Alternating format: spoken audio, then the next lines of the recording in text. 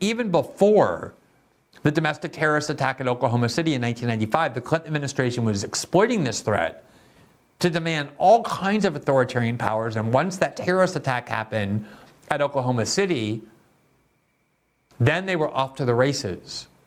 Every week, the major media outlets in the United States were hyping this threat and insisting that we needed to invest more powers in the CIA, the FBI, the NSA to stay safe. This is where this mentality comes from, that these U.S. security agencies should be directed inward at domestic dissent.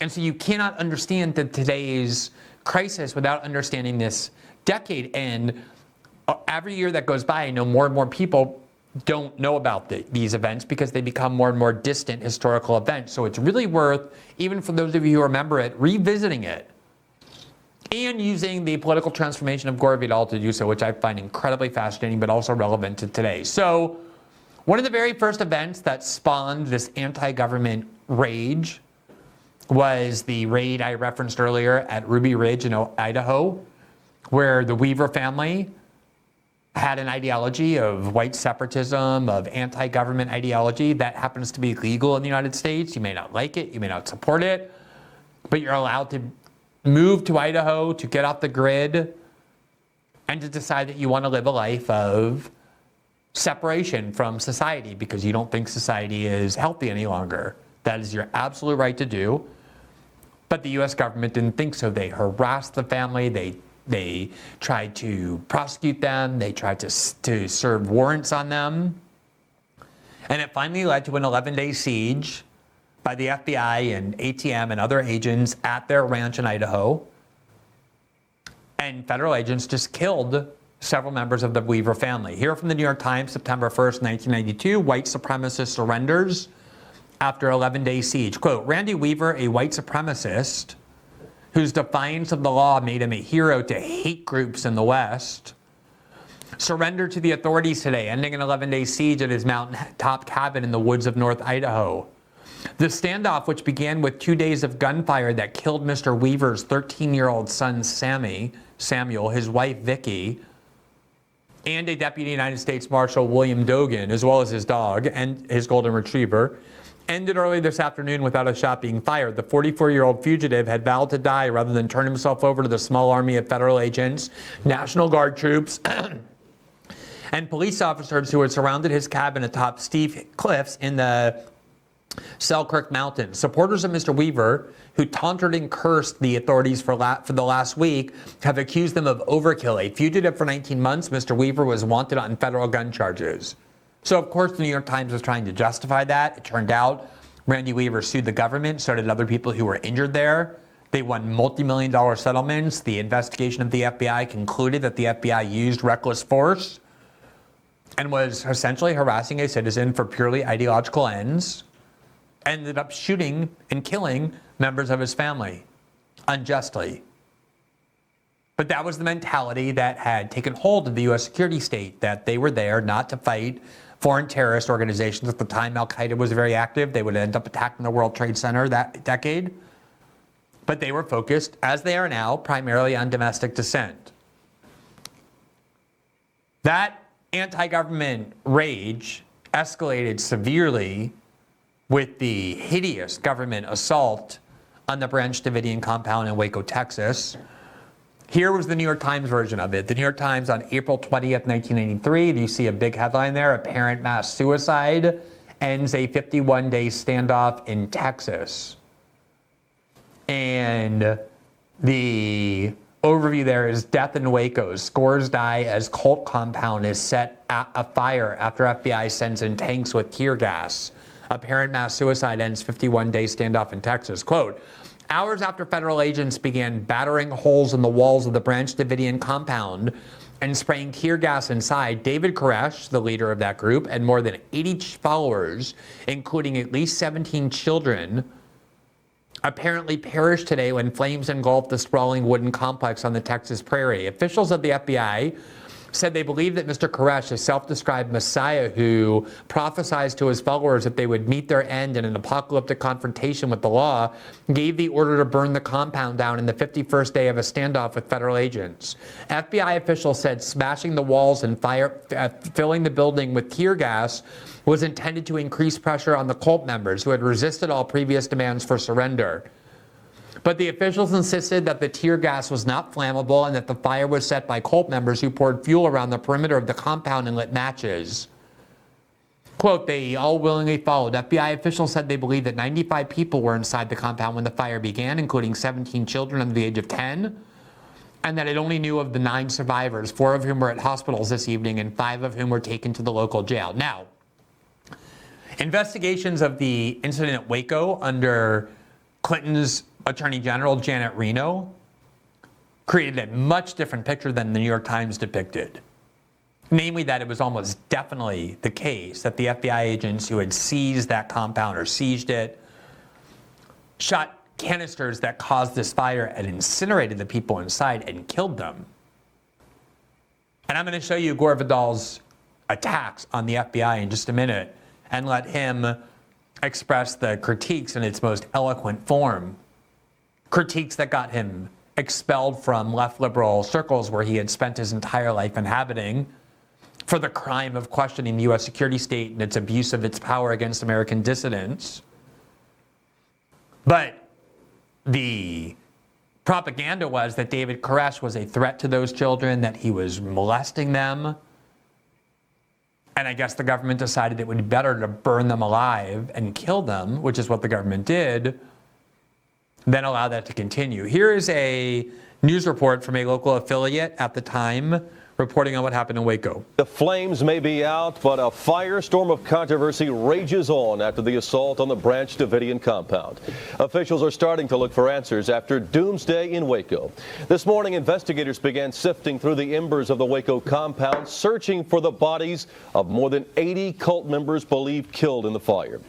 In Washington, President Clinton says he gives his full support to the decisions made by the Attorney General and the FBI to end the siege. But the family members of those killed in Waco have bitter words for those they say must bear the responsibility for needless death. Under the blistering Texas sun, investigators comb the smoldering remains of the Branch Davidian compound. More than 80 people are believed to have died in yesterday's fiery conclusion to the 51-day siege, 24 of them children. Today, the FBI said it's not responsible for the deaths. Those children are dead because David Koresh had them killed. There's no question about that. He had those fires started. He had 51 days to release those children. He chose those children to die. We didn't have anything to do with their deaths. The FBI said cult members didn't panic as tanks began to ram the compound, yet calmly, apparently under orders from Koresh, began to gather in an underground bunker and donned gas masks. Federal agents tried to help the few people they could see, including a man clinging to the roof. And he finally fell off the roof. In exposing himself to danger, the HRT people gave out and put him out. He was on fire and saved him. Another woman came out who appeared to be disoriented. She went back into the compound. They got out and went to get her. So there was constant communication with everybody to try to get them to come out. Only 9 people were rescued from the flames. As to why the FBI lost its patience after weeks of waiting, law enforcement officials revealed today that they had electronic listening devices inside the compound. Their eavesdropping led them to believe Koresh was becoming more violent and that intervention was necessary. So again, you don't have to like these groups. These were 2 groups that decided to isolate, to live by themselves. The government couldn't tolerate that and used a lot of violence to try and end their ability to do so. And of course, you have the New York Times and most media outlets propagandizing in defense of the FBI, in defense of the government for what they did, and yet investigations revealed, as so often happens, that that was propagandistic lies. Now, one of the outcomes of Ruby Ridge, and especially Waco, was that a former member of the military, the U.S. military, who concluded that the U.S. government was waging war on Americans and that what he had learned in the military taught him that it was justified to wage a war back, planted a bomb at the Oklahoma City federal courthouse and killed 160 57 people, including a couple dozen children, Timothy McVeigh.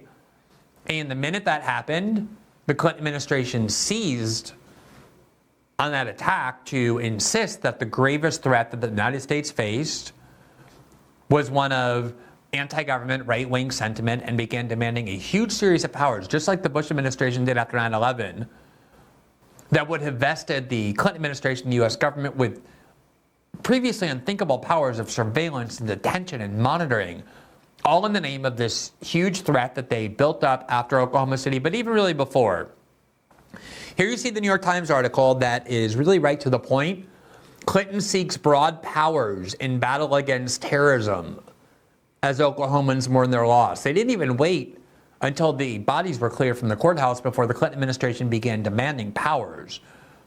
And the government engaged in a nonstop propaganda campaign about the dangers posed by domestic extremism. Here you see the cover of Time magazine, back when Time magazine mattered in 1995, Rise of the Domestic Extremist, How Dangerous Are They? An inside look at America's anti-government zealots. They had really turned opposition to the government into a crime, saying that these people who feared the federal government, who opposed the federal government, even after seeing what they did in Ruby Ridge and Waco, were terrorists. These were people who were not permitted to be free. The New York Times, of course, led the way. Here you see their week in review in 1995, Men at War Inside the World of the Paranoid. Quote, "We will never know what part of the shadows of rage and conspiracy Timothy McVeigh emerged from. The man charged with the worst act of terrorism in the nation's history is said to consider himself a political prisoner, telling authorities no more than his name and date of birth. But anyone who has leafed through the literature of self-styled patriot groups, sampled the worst of anti-government postings on the computer internet, or looked at hate tracks will find that there is an old root of paranoia that runs deep in the national cellar and has sprouted rage and conspiracy for generations. One current branch leads to the right-wing militias and a worldview that Mr. McVeigh was apparently exposed to and may have well shared in the months before the Oklahoma City blast. Even as a Republican ascendancy has shifted political discourse rightward, the militias accept almost as an article of faith that the government has betrayed the people, that its leaders are corrupt, and that the Constitution has been subverted. Ross Perot has said some of the same things. But militia members and other right-wing extremists then go into another dimension, transforming frustration and alienation into a black and white world in which the forces of one world government are at the nation's doorstep, and the FBI and the federal government together are bitter enemies of true patriots. It is a world of hate and fear with a shared belief in the same sinister global forces, blinding disparate groups and individuals who have fallen under its sway. Do you see how none of this is new? How back then they were also attempting to say that anybody who fears the FBI, who thinks the worst of the federal government, is an extremist who ought to be stopped by the federal government, and they immediately exploited the acts of this one person in Oklahoma City to claim that this entire movement of people who disliked the federal government and distrusted the federal government and the FBI, and who saw Ruby Ridge and Waco as examples of government attempts to crush dissent, were somehow not free people exercising their constitutional rights, but were criminals. Bill Clinton, as his top priority, repeatedly exploited Oklahoma City and all of this anti-government sentiment to demand what he called anti-terrorism powers, exactly like the Bush administration did after 9/11. Here from the New York Times in May, just a month or so after Oklahoma City, Clinton assails effort to change his anti-terrorism plan. Quote, "The president expressed particular concern over opposition to 3 of his recommendations, which would expand wiretapping authority, ease the ban on military involvement in law enforcement, and require that materials that can be used to make explosive devices be tagged with particles to make them easier to trace." But backed by a bipartisan group concerned about infringing on the civil liberties of domestic political groups, the Republican plan does not go as far as the president wants in expanding wiretapping authority. Mr. Clinton's public approval ratings have risen significantly since the Oklahoma City bombing on April 19th, and the White House is eager to keep the initiative on an issue that makes the president appear tough. Mr. Clinton particularly cited his proposal to allow investigators to conduct wiretaps on suspected terrorists who move from telephone to telephone, or roving taps, without obtaining a new court order each time. That's one of the things the Patriot Act ended up doing. Quote, I don't care whether a terrorist is trying to knowingly evade the police. I care that he or she may be trying to plant another Oklahoma City bombing, he said. They've been after these powers for decades, and they use everything and anything they can to scare people into giving it to them. Even before Oklahoma City, the year before, the Clinton administration was demanding something called a clipper chip that would have, before the internet could even breathe, given the federal government almost ubiquitous control over it. Also from the New York Times, June of 1984, so the year before the Oklahoma City bombing or so, the clipper chip has promoted what might be considered the first holy war of the information highway. That was what the internet was called at its inception, the information highway. The cyberpunks consider the clipper the lever that Big Brother is trying to use to pry into the conversations, messages, and transactions of the computer age. The clipper's defenders, who are largely in the government, believe it represents the last chance to protect personal safety and national security against the developing information anarchy that fosters criminals, terrorists, and foreign foes. High tech has created a huge privacy gap. But miraculously, a fix has emerged: cheap, easy to use, virtually unbreakable encryption. Cryptography is the silver bullet by which we can hope to reclaim our privacy. The solution, however, has one drawback. Cryptography shields the law-abiding and the lawless equally. Law enforcement and intelligence agencies contend that if the strong codes of encryption are widely available, their efforts to protect the public would be paralyzed. So they have come up with a compromise, a way to neutralize encryption. That's the chipper clip. And that compromise is what the war is about. By adding chipper clips to telephones, we could have a system that assures communications will be private from everybody except the government. And that's what rankles Clipper's many critics. Why, they ask, should people accused of no crime have to give government the keys to their private communication? Quote, the war is upon us, wrote Tim May, co-founder of the Cyberpunk, in an urgent electronic dispatch soon after the announcement. Clinton and Gore folks have shown themselves to be enthusiastic supporters of Big Brother. So again, this mentality that we should use the U.S. security state to spy on our own citizens, to control our own citizens, to criminalize dissent, did not start in the Trump age, even though it accelerated then. It was really on steroids in the 1990s, using or exploiting the threat of anti-government extremists. Just to tie this through line that I promised you I would demonstrate between those events of the 1990s and what's happening today, here from the New York Times, January 11, 2022, the Justice Department, the Biden Justice Department, forms a domestic terrorism unit. The move is in keeping with Attorney General Merrick Garland's vow to combat domestic terrorism as a priority. Quote, the number of FBI investigations of suspects accused of domestic extremism has more than doubled since the spring of 2020, the head of the department's National Security Division, Matthew Olson, said in testimony before the Senate Judiciary Committee. The move is in keeping with Attorney General Merrick Garland's vow to prioritize combating domestic extremism.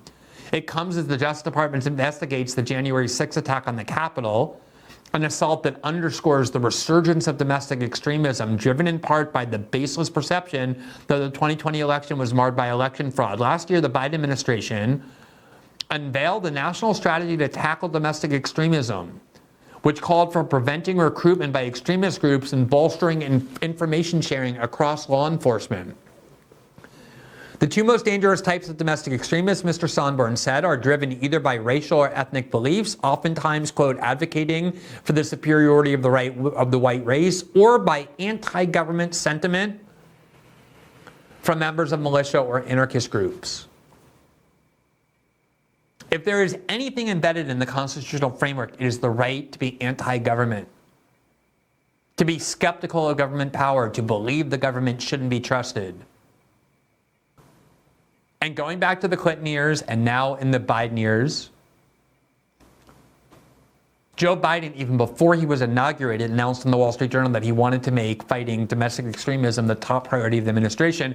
They have concluded that the U.S. security state exists not to combat foreign terrorist groups, not to combat foreign countries, to combat your neighbors, people who have ideologies that they dislike. And every one of these news stories that we do over the past several years that involves the deployment of the CIA and the FBI and Homeland Security in our domestic politics, the reverence that polls show that Democrats and liberals now have for those security state agencies, the explicit defenses of them by the Democratic Party, saying we should be grateful when they try and interfere in our domestic politics because they're just trying to keep us safe, have roots in this movement in the 1990s that only got interrupted by the war on terror. It's been decades that the U.S. security state has been turning inward. And Gore Vidal is such a perfect example of what happens to you if you don't switch your views based on which party is in power, but instead remain steadfastly opposed to the abuses by the U.S. security state. Thanks for watching this clip from System Update, our live show that airs every Monday through Friday at 7 p.m. Eastern, exclusively on Rumble. You can catch the full nightly shows live or view the backlog of episodes for free on our Rumble page. You can also find full episodes the morning after they air across all major podcasting platforms, including Spotify and Apple. All the information you need is linked below. We hope to see you there.